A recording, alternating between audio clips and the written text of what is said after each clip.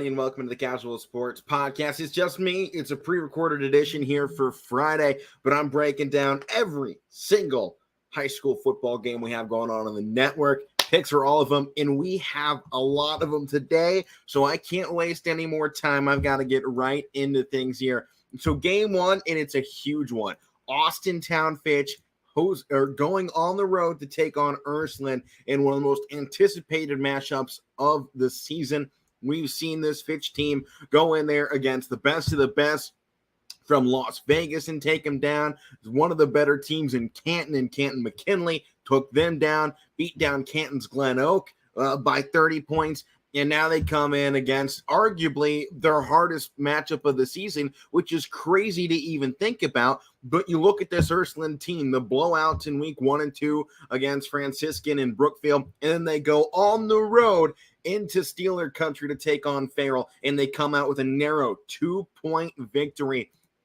This is one of those big high-profile matchups that you look for, that both teams are going in there for pride. It's not really going to hurt either team if they lose this game because it's going to be understandable. It's probably going to help them when it comes to rankings because it's going to boost the strength of schedule for opponents that you've played exponentially going into this game. Fitch already ranks number 2 in Division 2. In Division 4, Ursuline ranks number 7. So these two teams, best of their respective regions. In the state, though, Austintown's going to be favored going into this game.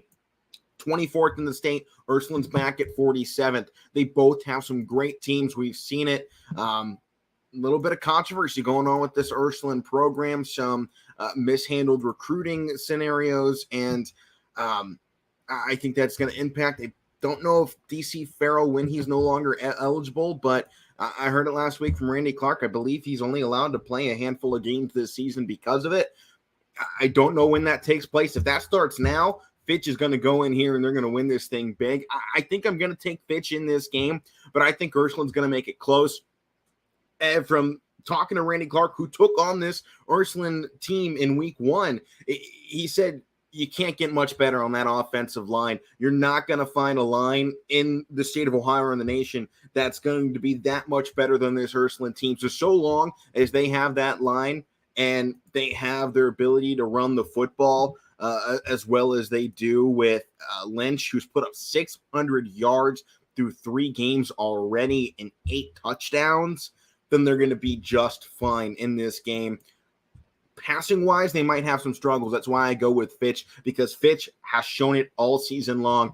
They put up points, and they have dominated their opponents defensively as well. So until somebody shows me that they can take Fitch head-on and stop them, I don't think it's going to happen. On the YSN pick'ems right now, it's still pretty split. A lot of people still need to fill those in, but it's pretty split between most of the people involved in it on who's going to take this game. I think I'm seeing 4 for Fitch now and 2 for Ursuline. So I think it's going to be very close all in all. Next game up, though, Beaver Local taking on East Liverpool. Beaver Local and East Liverpool, both 1 and 2. Beaver got their first win their last time out against Lyndon McKinley, but they had some hard games against Indian Valley. It was a tough loss there. They took it to Salem, though. They only lost by 13 points in that game. That's promising. And we have a couple of common opponents now between these two because they both faced Salem. They both lost to Salem. East Liverpool, though, lost it a little bit harder. They dropped it 38-6 to Salem. Beaver's going to come in here. I think they have a little bit better of an offense, slightly better defense, not by much, but when you look at that points for so far in the season, and Beaver Locals at 89 points for, 95 points against, and on the other side, just 64 points for East Liverpool and 71 against. So the defense, they're a little bit more, but they don't have the offense. So those are going to counterbalance all night long, but back-to-back losses for East Liverpool after starting out really good against Minerva, getting that 44-7 win. They are at home, their first home game of the season, so they're going to have a little bit more energy in them. But I think the night's going to belong to Beaver Local. I think just the slide, and you look at the common opponents between the two, and it tells you Beaver Local should take this game based on the results of the Salem matchups between the two. So next game up, Boardman at Howland. Boardman's going early in this as a heavy favorite. I'm not completely sold on it. We haven't seen Boardman's offense really look great this season. I mean, their one win was a 3-point defensive battle against Cardinal Mooney, which they had 1 touchdown and a field goal. Week 2 against Cheney, granted, a very difficult opponent, not waiving that at all, but they only scored 14 points, only put 14 up last week against Massillon Jackson. They have 38 points scored through 3 games, and they've given up 90 on the other side of that. They're coming into the game against a Howland team that, while they don't have any offense either, they've scored just 1 touchdown per game so far, has a slightly better defense. And I know the opponents haven't necessarily been at the level of Boardman, but Niles McKinley's a good team. I think we're seeing that develop this season. That was a 14-point loss. They only lost by 7 to Ravenna. And then Hubbard, a team that people are looking at, still going to be competitive this year, despite Coffee going to Ohio State. But that was a 12-point loss for this Howland team. One thing we can expect out of this is that both teams' defenses are going to be really good. I don't think anybody runs away in this game, but I think in a low-scoring affair, we've seen a little bit more out of this Boardman offense, and I think that's going to get them over the edge. But I think Howland definitely a very serious team or a very good team to take serious. They got John Perry, who is a really great runner when he decides to take off out of the pocket. I think they're going to be just fine. And Vachon on defense and at wide receiver, man, they got a lot of weapons on this Howland team that we haven't seen find that rhythm yet. It's coming at some point, but until I see that, it's going to be Boardman in this game. Next up, one of our schools that Matt and I have covered a lot this year, the Brookfield Warriors were not on this one as they come actually into where I'm currently in Liberty, team that started 0-3, Brookfield's 2-1. Brookfield opens this game a heavy favorite. Liberty's offense hasn't been the same this season. Obviously, a huge loss with DC Farrell in the offseason going to Ursuline, but we haven't seen that offense gel again. Only 8 points last week against Lakeview, a good team. No points against Girard, who's really impressed a lot of people, including myself, to start out this season. I thought they were going to be good. I didn't expect them to be as good as they have been. And a loss to Western Reserve. This Liberty defense has allowed 110 points through 3 games. And Brookfield, they have allowed 69, which is a lot. But after 47-3 last week against Western Reserve, this defense has flipped the switch. They only allowed 14 points in that game against Springfield. They all came in the second half. And then if you were to ever just erase that Ursuline game, as I think a lot of those people want to, they've only allowed 17 points through 2 games while scoring 74 on the other side of that. So this Brookfield team, they're going to be a heavy favorite. They should win this game. And Brett Carzone had an awesome game last week. I believe it was 3 interceptions for him. And he was all over the place. It was insane. You never see that much at this level. But I got Brookfield taking this game. So do most people here with YSN. They're going to be a heavy favorite. There just hasn't been any excitement yet for this Liberty team. Could come this week, though. Canton Central Catholic heading into Salem. Team I talked about a little bit earlier, beating both Beaver Local and East Liverpool by handed margins. And they also beat Crestview, a team that I thought was going to be a lot better coming into the season. They haven't quite jumped on that just yet. Canton Central Catholic comes in 1-2. They've had some tough matchups, though. They had to go up against Massillon Perry. They lost that game. Had to go up against Norwayne. They won that game. Norwayne, a team that perennial playoff powerhouse over there, about 35, 40 minutes west of Akron. So a good team. They held it close. They held their own. Then last week, they had to go up against South Range, and South Range was just too much for Canton Central Catholic to handle. I think Salem once again comes in with a little bit of an edge. They're all the way up to 148th in the state of Ohio. Canton Central Catholic's 193. However, you look at that strength of schedule, Salem right now, negative 16.9. They have played nobody, and they're getting dropped down in the Ohio rankings because of it. After last week's win, albeit a good one, they dropped 7 spots in the rankings. And you look at Canton Central Catholic, well, they lost last week. But they have a strength of schedule right now that ranks at 15 as their strength of schedule, which is one of the highest marks in the state so far. And because of that, despite the fact they've lost twice, they jumped up 53 spots from the prior week. So coming into this game, Canton Central Catholic is going to be no slum. We don't know what they are because they've had to go up against such tough opponents. But because we don't know what they are, you have to pick Salem in this game until you see a team like Canton Central Catholic actually come out there and put together those wins and get that passing attack going. Their quarterback in Talkington has just one passing touchdown on the season. They like to run the football, but in order to win big caliber games like this, you have to be two-dimensional at the very least. Most teams want to be three-dimensional. Special teams, offense, and defense. We haven't seen that out of this Canton Central Catholic team. We've seen it out of Salem, so I'm going Salem in this game. Next one up, Wellsville and Columbiana. A lot of people like Columbiana going into this game. Truth be told, I'm not impressed by either team so far, but the one difference, Wellsville has won a football game so far in the season. That's the difference. And to go along with that, they have a better defense. 86 points allowed from Wellsville so far in the season. Columbiana granted, they went up against Louisville week 1, and that really shot that total up. But they've allowed 107 points. They have only scored 41. Wellsville scored 36. So you give a slight edge to the defensive side of Wellsville, maybe a slight offensive edge to Columbiana. We'll see how those two balance out. But we haven't seen Columbiana put up more than 2 scores in a football game. We saw that last week out of Wellsville. I'm giving them the edge going into it because we have seen something from them. This should be a close game. But Wellsville, the Tigers, they get this at home. I think they beat Columbiana because of it. Next one up. Crestview and Campbell Memorial. Neither team's gotten off to the start they want. Crestview 0-3 so far in the season. Campbell Memorial has fallen down to 1-2. They've had it rough, though. Went up against Valley Christian week 1, a team that has skyrocketed to the stars once again this season under head coach Andy Hake, and Louisville in week 2, who led by Vinny Balone in that just explosive offense. I've detailed that I think they're one of the best teams going in their division this year and have a very realistic chance to win it all. I believe they rank 27th right now in their division.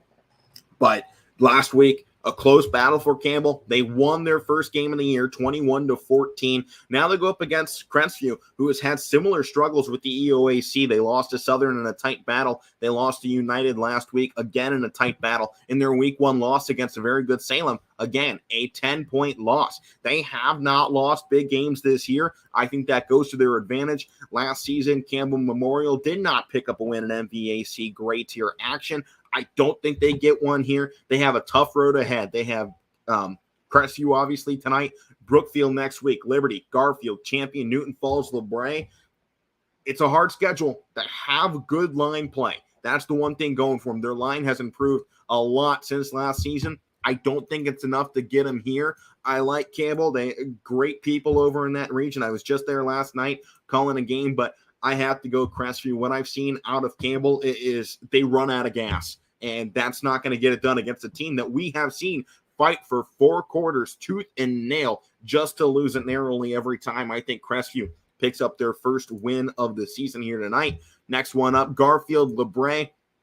Any other year, this would be a great matchup between these two, but Garfield has come out steamrolling. They nearly upset Warren JFK last week. They have wins over Lakeview and Cardinal so far in the season. LeBray, 0-3, and I don't think anyone has been impressed by this team as we have been in the past. They lost to Lakeview, Valley Christian, and Jackson Milton. They beat Valley Christian by nearly 30 points last year. This time they lose by nearly 30. So it's a big turnaround after losing their head coach and John Armani in the offseason to Western Reserve. Their offense has put up just 19 points per game, or 19 points in total, not per game. Divide that by 3, under 6 points per game. And defensively, they have given up 108 points through their first 3 games, albeit against some impressive offenses. But the defensive caliber of this Garfield team helped them a lot in the playoffs last year. It's helped them a lot since their transition to the MVAC Gray. That has continued so far into this season in their non-conference slate. They were great last year. I don't think they lost in the MVAC Gray. I don't expect it to happen here in week 1. I think you got to wait until October really to see anybody potentially upset this Garfield team. And I think it really might only come from Brookfield because of the experience they bring in. But I don't think LeBray has much of a shot in this game. Garfield has just been too good. Next game up here, and this is one I'm excited for. Girard at Jefferson. Both teams coming in undefeated.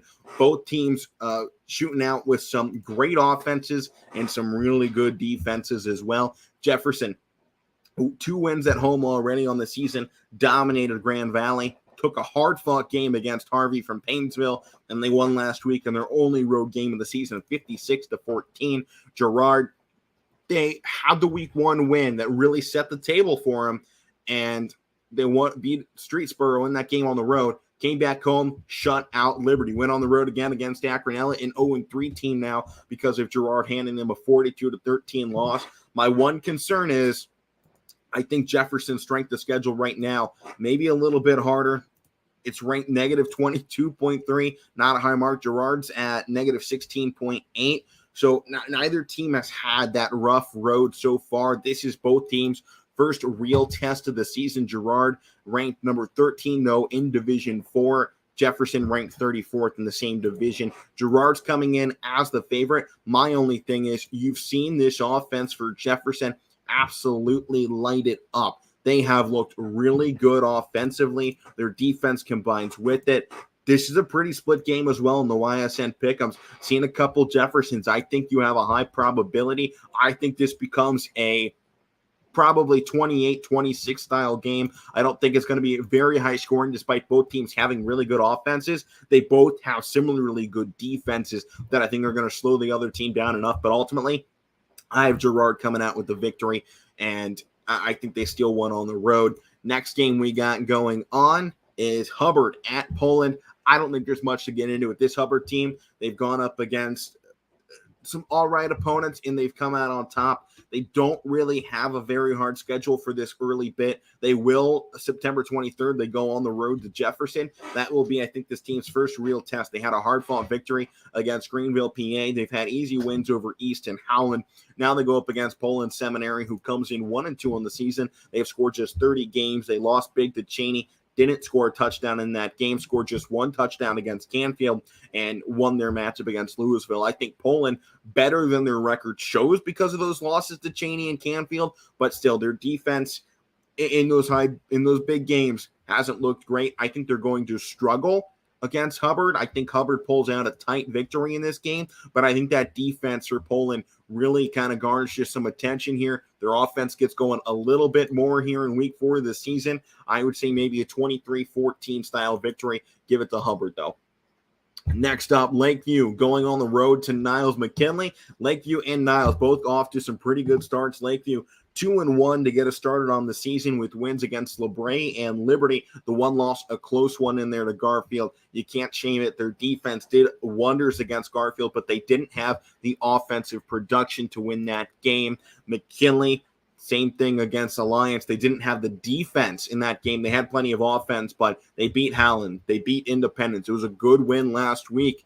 And when you compare the two teams, they're matching up pretty similarly on paper. I think the defense for Lakeview, though, is going to give them the edge in this game. You got to like Niles' offense, but I think it's going to come up just short tonight. I got Lakeview taking that game. Now, one of these two teams is going to find their first win of the season. It's East Palestine and Latonia.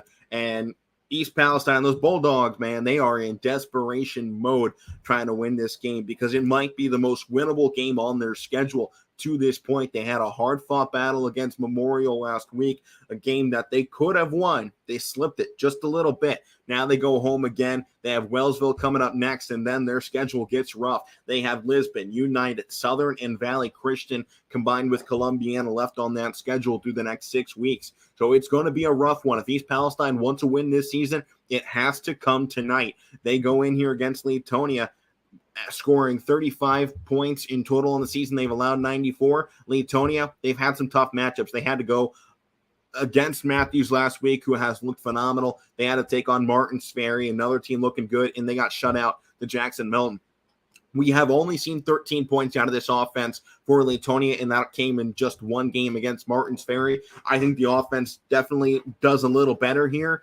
Their defense, however, has given up 146 points through these first 3 games of the season, albeit rough opponents. But the defense, you actually have to give the edge here to East Palestine, both offensively and defensively in this game, which isn't something that you've been able to say about this East Palestine team in a while. That's why our boss, DJ Yoakley, has been very high on this team this season. Despite the fact they haven't won, they've looked a lot better than they have in recent years. So their big losing streak, I think, comes to an end tonight. I'm taking the Bulldogs to take down Latonia. I've been a little bit more impressed. They're bringing Lip in. I think Lip has a big game tonight. He has just one touchdown on the season. He has one game, though, going over 100 yards. I think he gets another one. I think this Bulldogs team is heading home happy tonight.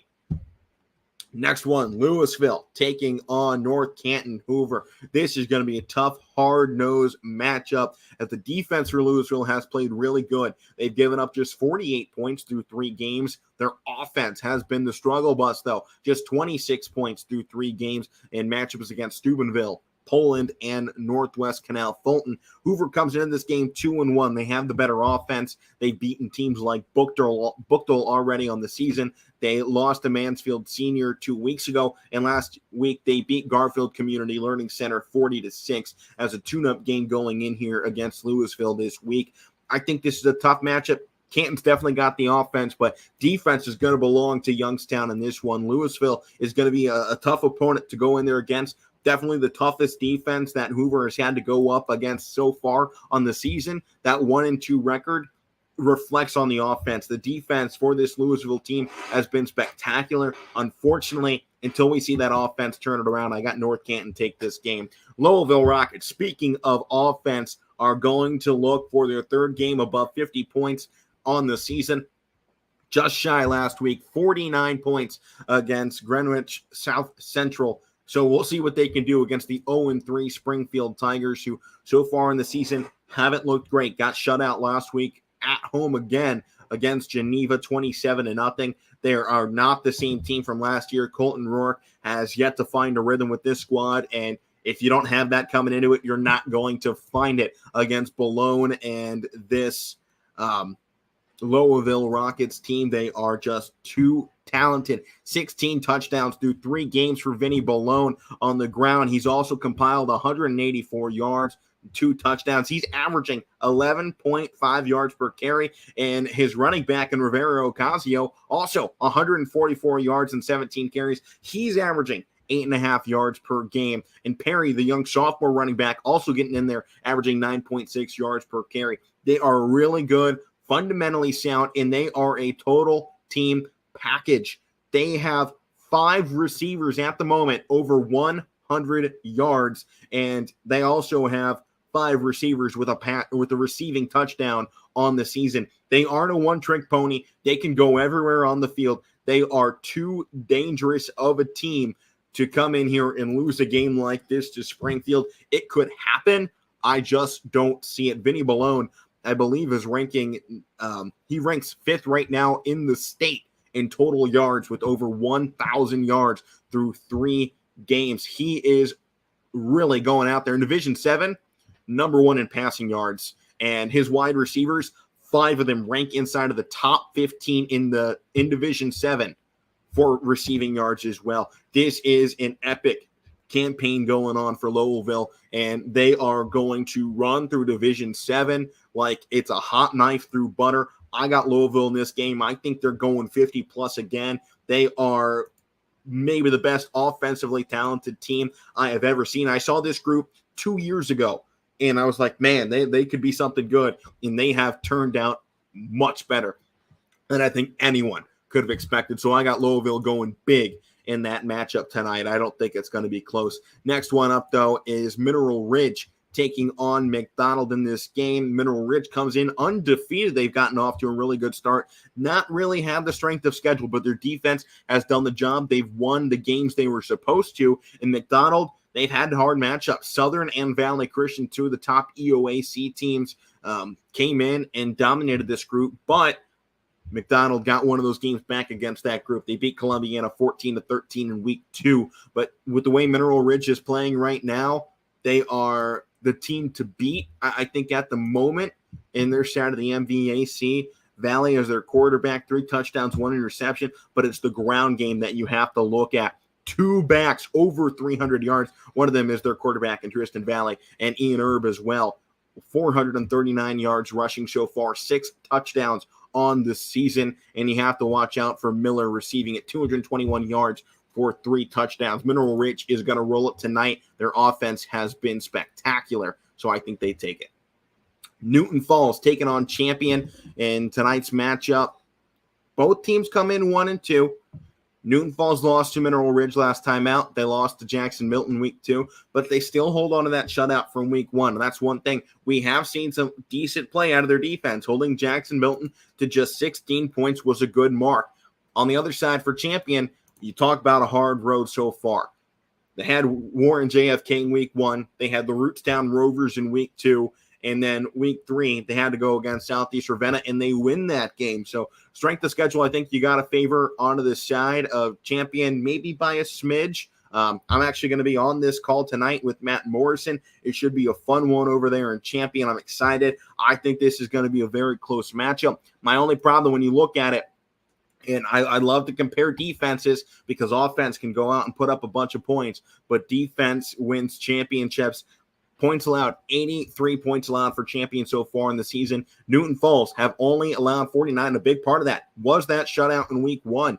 If their defense reproduces what they did in weeks 1 and 2, and you can eliminate the wrongs from week 3 against Mineral Ridge, their defense is going to roll. I'm expecting a low-scoring 10-7 affair here between these two, but I'm going to shock some people. I'm going with Newton Falls in this game. On the YSN Pick'ems, everybody has picked Champion except for me. I'm calling this game, so we'll see if what happens in it. I'll be there. I'll be able to talk about it on Monday when we go through and recap and what happened in this game, but I think Newton Falls, they have a little bit of an edge. Champion, it's their 3rd home game of the season. They have not won yet at home, so you know they're going to be gunning for it. Their offense, a little bit better, but I think defense is going to matter the most in this game, so that's why I'm taking the Falls to take it. Edgewood in Orange at Edgewood. Edgewood started off really good, 2-1 so far. They lost the last time out to Jefferson. You're going to do that when Jefferson goes and puts 56 points up. So the defense, not where they want it to be, but they don't have to worry about going up against an offense in this game. Orange has put up just 14 points in 2 games, albeit some difficult games. They got shut out against John Hay. They scored 6 points against Mineral Ridge, 8 points against Beechwood. But now they come in against another tough opponent, a very gritty opponent up there on the lake and in that area.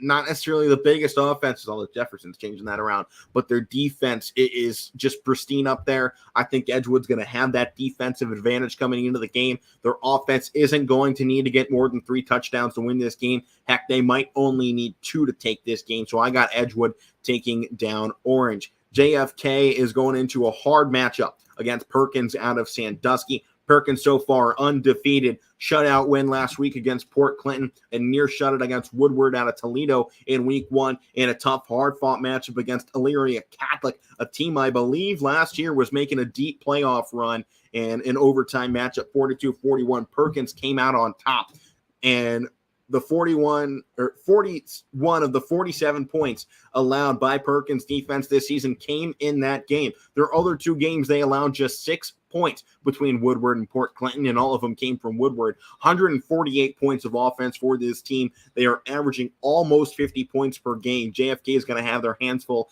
defensively. I was on one of JFK's big matchups last year against Mogador.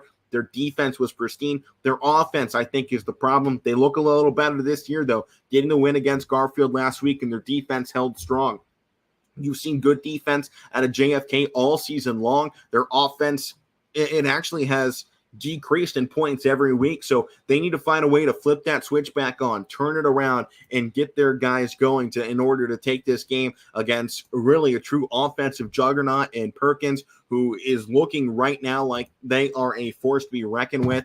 In Division 7, though, this is the number 1 team in Warren JFK. They're going up against Perkins, who is a Division 4 team ranked 6th and ranked 45th in the state of Ohio. JFK ranked 83rd. This is going to be a hard matchup for them. I want to take Warren JFK. I have so many good memories with this squad. They are a great school, very wonderful people, but Perkins is just too much to handle, and unfortunately, I have to go with that offense. I know I love defense, and I was just giving it a minute ago how defense wins championships, but I think you still have to be able to score, and we've seen offensive productions take a step back every week with this JFK team, and I think that's going to impact what goes on here again tonight.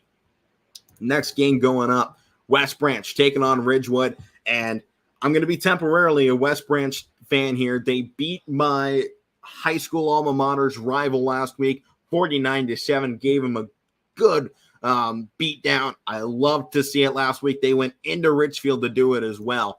And now they have to go up against a team out of West Lafayette, Ohio. and the Ridgewood Generals, who beat Coshocton in week 1, beat Riverview in week 2, beat Marlington in a 7-0 game last week. One thing you can say about Ridgewood, they are going to bring the defense. But I think you can say the same about West Branch in this game. They're going to bring the offense and the defense. Both these teams up over 90 points scored in the season. West Branch had 123 points allowed. Will err on the side of Ridgewood, but you look, they hadn't taken on the likes of Canfield. In that Canfield game came the majority of points that West Branch has allowed. I think this becomes probably another high-scoring type game, 28-25, that department. But I think West Branch takes it, and I'm giving it to them in part because they beat my alma mater's rival last week, and I love to see it. Next one, Southern at David Anderson's Lisbon. Should be a great game here in the EOAC. Both teams have played really well out of conference so far. Now we begin conference play.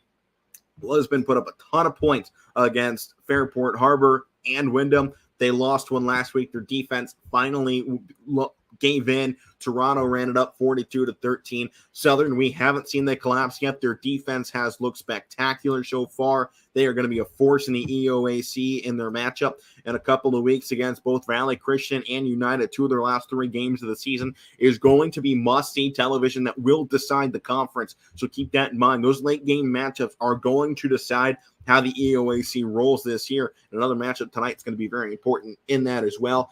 If David Anderson can pull this win off, it will be huge. It's going to turn the tide in this conference as well. After Southern, United, and Valley Christian all finished conference play undefeated last year. None of them were able to go up against each other, and that was a shame last season. But this time around, they're all on one another's radar, and it's going to be impactful.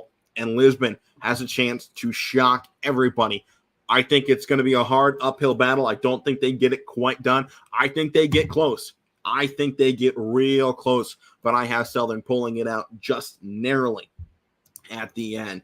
So Canfield's going to be taking on St. Thomas More. I got Canfield going into this game. They are just too powerful right now. They've taken every team's best shot, and they've answered the bell every single time. They have been spectacular on the road. This is just their second home game after their home opener last week against Poland. They allowed just 7 points in that game, put up 31. This is an offense for Canfield that's going to give you about 30 points per game. So long as your defense holds strong here tonight, as they have done all season long, Canfield's going to walk out with an easy dub. Struthers going on the road to take on South Range. And you talk about uphill battles. It doesn't get any more uphill than this. We've seen a great offense so far for Struthers. They pulled out the win against St. Thomas Aquinas in epic style, 49-6.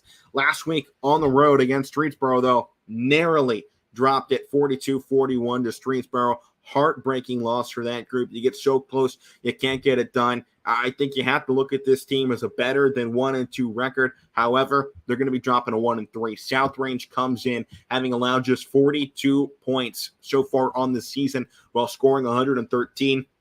And they've done it against some pretty good opponents. Springfield, obviously, a shell of their former selves, but they went in there against University School, a team that is their only loss, in a team last week in Canton Central Catholic, who we're going to see again here on the network tonight.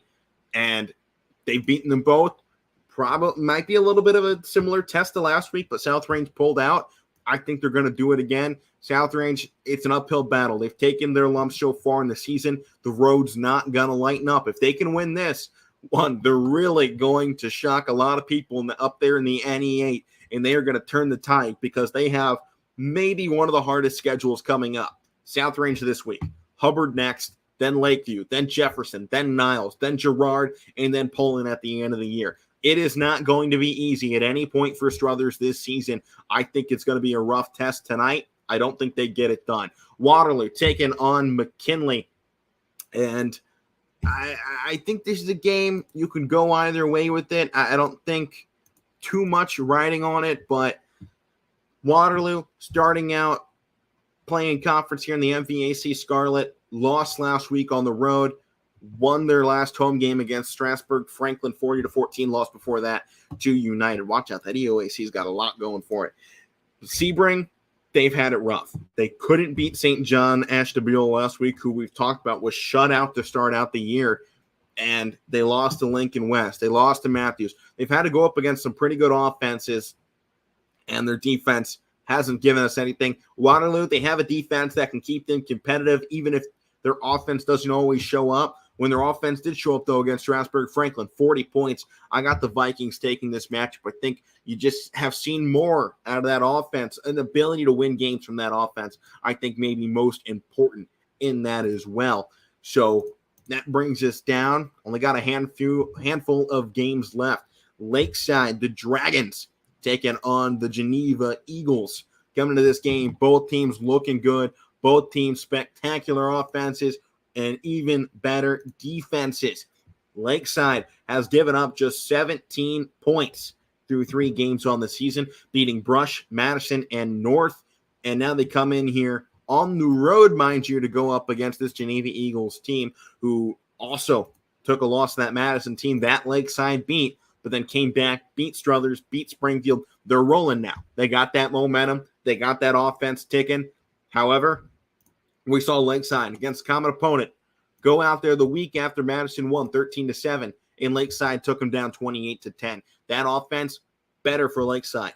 Defense, I would say, about even. But that offensive production is really going to turn the tide in this game. I think Lakeside probably is going to take this game out. I think the Dragons are going to roll. Next game up here on the list, Jackson Milton and Western Reserve there as a catch my breath. Been rolling through a lot of games, but Jackson Milton and Western Reserve going into battle tonight. Jackson Milton, they've looked really good on the season. 2 shutouts in 3 games. They got it cut tight against Newton Falls. Latonia and LeBray, easy schedule for them so far. Western Reserve 1-2 on the season. They've lost their last 2 after a win week 1 against Liberty. It wasn't going to be an easy game last week against Brookfield. They narrowed out a loss against Conneaut 20-17 2 weeks ago. Now you go up against a third hard opponent in a row. I think it's probably too much to handle. Jackson Milton's looked really good on the season, and they know they need wins now because conference play next week. This is a conference game here. Conference play next week takes them to host Lowellville, so that's going to be a tough matchup. They don't really have too many people, I think, that are going to threaten them outside of Lowellville. They do have Mineral Ridge later, but other than that, schedule maybe potentially a 2-loss team for Jackson Milton this season. Very easily, though. It's a 9-1, 10-0. Jackson Milton's looking good right now. So going up against Western Reserve, a team that I think has slipped so far in the early goings, but they have plenty of time. The MVAC Scarlet has a lot of rebuilding going on with the likes of Springfield, Sebring, McDonald's trying to find their way, Waterloo still going. It's only Mineral Ridge, Jackson Milton, and Lowellville this year. You're 3 to watch out of this side of the MVAC. So Western Reserve, well, I don't think they have a shot in tonight's game. I think they're going to be a very competitive team in conference play throughout the rest of the year. Next game up, Youngstown East taking on Akron Ellet. Now East, 16 points put up. They have allowed 89. However, Akron Ellet, the Orangemen, they're not doing too much better. They have scored 27 points through 3 games, and they have had a pretty hard schedule. But their defense has looked like melting cheese. You could put anything through it. They have given up 142 points in 3 games. Their defense is averaging 45 points allowed per game. If East has any offense whatsoever, it's going to show in this game. This is, without a shadow of a doubt, East's best chance to win a football game this season because they have Boardman, Mooney, Howland, Canfield, Ursuline, and Cheney left. They haven't beaten their opponents yet on the season. The offense has yet to show up. Same can be said for East. They don't have an easy schedule either. They have Warrensville Heights coming up next, then Buchtel, then North. They have Firestone later in the year. It's not an easy ride for either one. They both need a win here tonight. But I'm staying local, man. I'm going homer in this matchup. Give me Youngstown East. Neither teams look good. If East has any offense, they're going to take this game because I don't think Ellet has anything to show this season, a shell of what they were in prior years. Mohawk back in action, first game of the season, and they will take on the Laurel Spartans, who are 1-1 so far. They have a win against New Brighton. They lost their last time out in double overtime against Newcastle, a 7-point game. They lost at 41-34, but they beat New Brighton week 1, 63-7. Now Mohawk comes in. We don't know what this team is going to be. Obviously, the controversy has been terrible so far, and you don't know how that's going to impact play for them as well, and football might be the last thing on their mind. This is a Mohawk team that was projected to be very, very good this year, and the hype is gone. And now you look at Laurel coming in here, a team 7th in Pennsylvania's Division A. They are the team to beat. In AA, Mohawks ranked 52nd. I think Laurel, they're going to come in here. While they haven't had a hard schedule so far, they have some very good performers on this roster. They love to run the football. Their main back in Smith, 138 yards. And they've also had multiple guys put in rushing touchdowns. They've had 6. So guys get in for rushing touchdowns this season. It's going to be very hard for Mohawk to make this their game 1 of the season and come out with a win. Just a handful of games left. I am running out of breath. I have been talking for 42 minutes straight, so mind me if I decide to take a breath. Next game, though, Cardinal Mooney going on the road to Lindsley. I saw this game last year when it was played at Mineral Ridge. I was on the call with it. It was a rough game last year. Neither team looked great, but I think Mooney has shown a lot of improvements. Last year, Lindsley won 35-21 in this matchup. Going into this season, I think it's a different tale. The defense for Mooney this year at this point in the season is so much better than it was last year. We're still waiting for that offense to really find their rhythm, but they have scored more points than they have allowed. Same can be said, however, for Lindsley, who, just like Pennsylvania, starts a week later than we do now in Ohio. So they won their first game against Amani Christian Academy, 43-0. An out-of-state game they played out of Pittsburgh. And then on the road against Fairmont Senior, they lost by 3 points. Lindsley is coming into this game, I think, the odds-on favorite. I still want to see Mooney do it. They are such a better team than last year, and we haven't seen them flip that switch yet and find one of those important wins. I think it has to come at some point, but I saw this Lindsley team last year pick apart everything about Cardinal Mooney. Until I see something really change up with that, I think I have to go Lindsley in this game. It's been tough, hard-fought battles for Cardinal Mooney, and I want them to come out. Heck, they're on my shirt, and I've called tons of games for them. I have a real connection with that school, but Lindsley, man, they look good, and it's hard to doubt them. In their home opener, in one less game played, they're going to have a little bit more energy, a little bit more enthusiasm. Cardinal Mooney, it's not that far of a drive down to Lindsley, but it's a premier program down in West Virginia, out of Wheeling, West Virginia. I think Lindsley takes it. It's going to be hard to go in there tomorrow at 1:30 on the road and pull that out. Coming down to it, just 3 games left to discuss here. Windham going up against St. John Fighting Heralds, a team that started 2-1 so far on the season with a forfeit win against Springfield of Akron. They lost 41-0 though to Newton Falls and beat Sebring last week 40-6. Windham comes in. They've dropped the 2 games that they've played to Lisbon and Rittman. Both times they allowed 40 points in this game. This is going to be a questionable game. I think it could go either way, but since that shutout loss to Newton Falls week 1, I think you have to say St. John's has taken an extra step.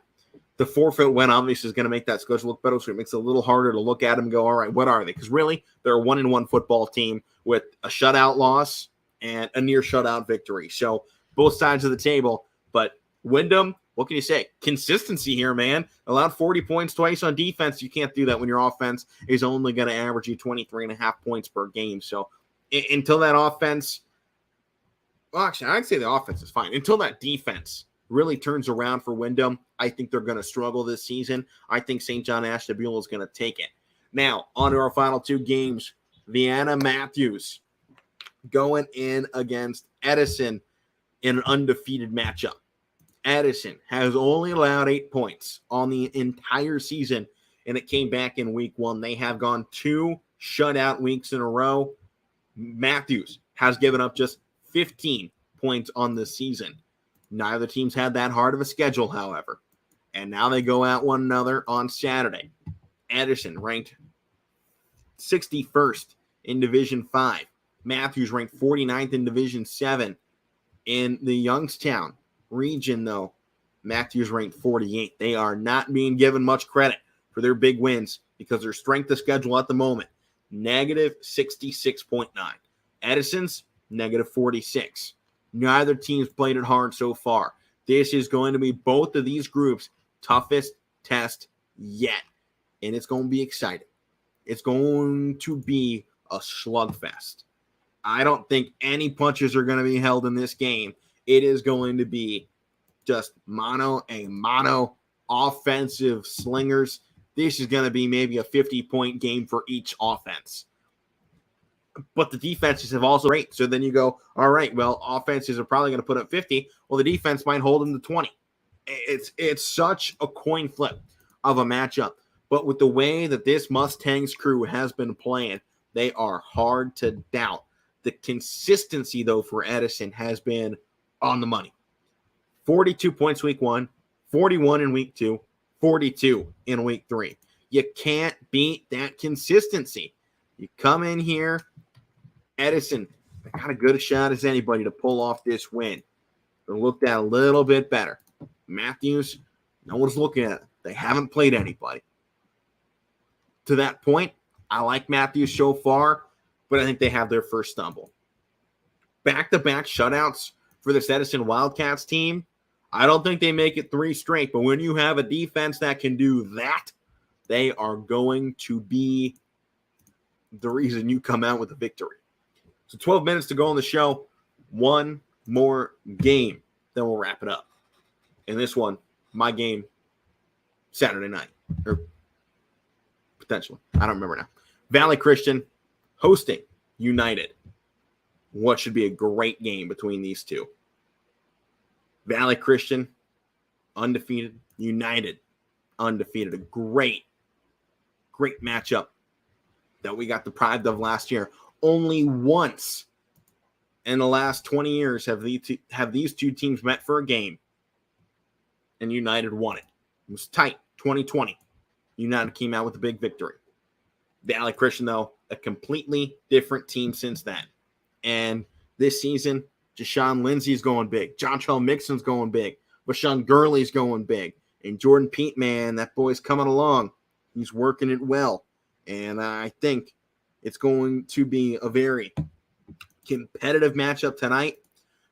But the one side that I think Valley Christian's getting that push, their defense that we have seen so far, while their strength of schedule is only at 35.9 or negative 35.9. United negative 27.2. Well, that's been the case. They have allowed just 19 points through 3 games and got a shutout last week against McDonald. United gave up 7 to Waterloo, 21 to East Canton, and 39 points last week. Their defense has gotten exposed more and more every single week, and I think it's going to hurt them here. If United wins in this game, likelihood is they go undefeated until the last couple weeks of the season against Lisbon and Southern.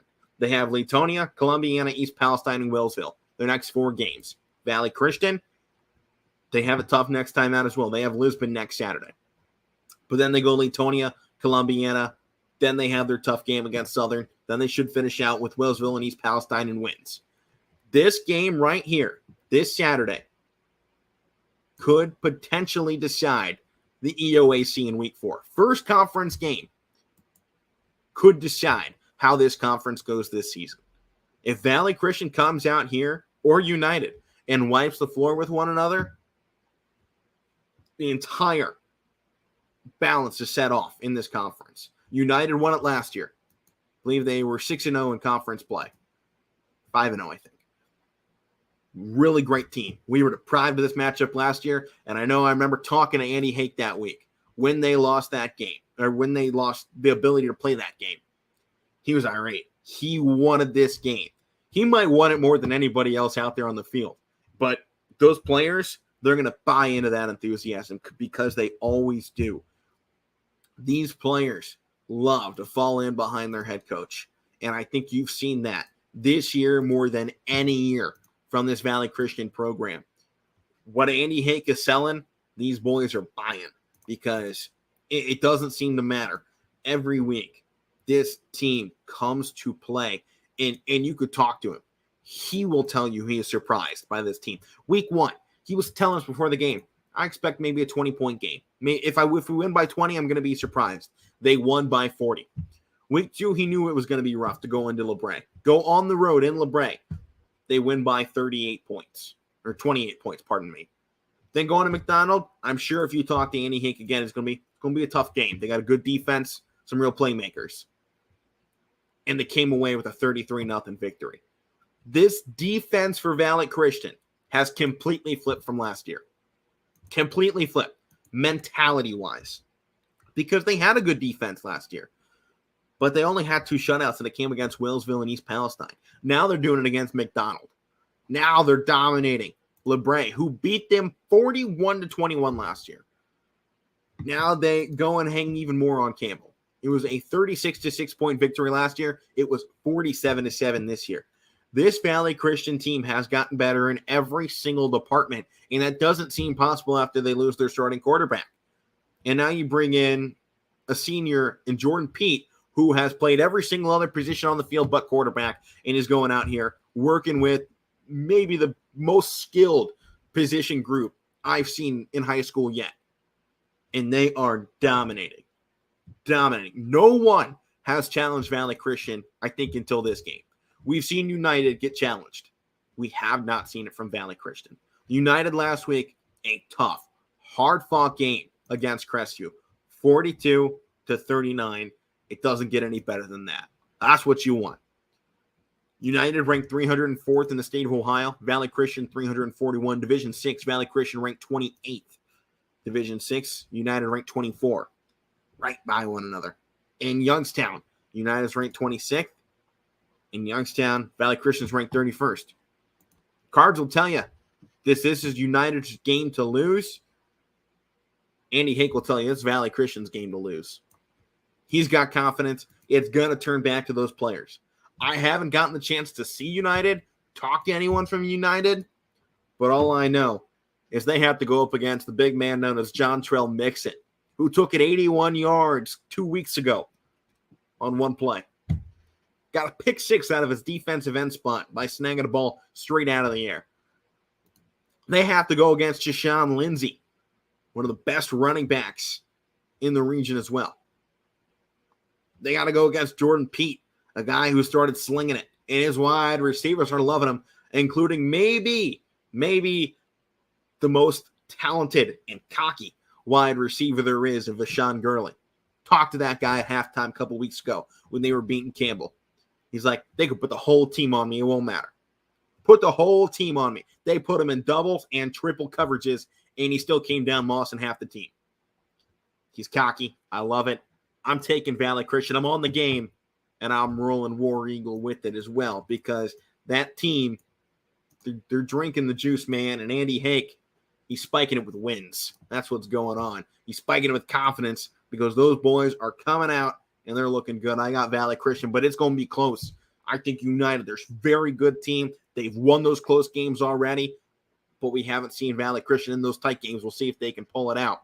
So that leaves me a handful of things left to take care of. Highlight of the week for me, I got to go last night's game, return to the NFL. Los Angeles Rams, Buffalo Bills. Whew, I don't think anybody saw it coming the way it did. I thought Buffalo was going to take it. I liked them. Yes, definitely saw a Super Bowl hangover from the LA Rams, a clear deficiency, and man, I am so glad I took Buffalo's defense in fantasy football. So I gotta say, they clutched it up for me in that game, man. 7 sacks, 3 interceptions. That was a defensive onslaught in that game, and I loved it. It was a fun game to watch if you were a Buffalo fan. Not so fun if you were cheering for the Rams in that matchup. I thought it was great just to see that hard-hitting NFL style back. It's something I never used to enjoy. I was all about college. Never would have even thought about turning on Sunday football or Thursday night football, that is, until now, because what we saw this week was exciting. It's what you want to see. And that leaves us down Meathead of the week. Matt's not here. I'm here. I'm handing it out. And I'm giving this to Matthew Stafford. Same game. But 3 interceptions, dude. I know your offensive line was terrible. But, I said this last night. I'll say it again. You might take Stafford out of Detroit, but you can't take Detroit out of Matt Stafford. That was embarrassing. And I think to an extent, it goes out to prove what everybody says about Stafford. It was a one-time thing. He's never doing that again. He's an all-right quarterback. He was surrounded by so much. And I think this game proved it. And that's not what you want to start a season. That's not what you want at all. Well, that is going to do it for the solo edition of the Casual Sports Podcast.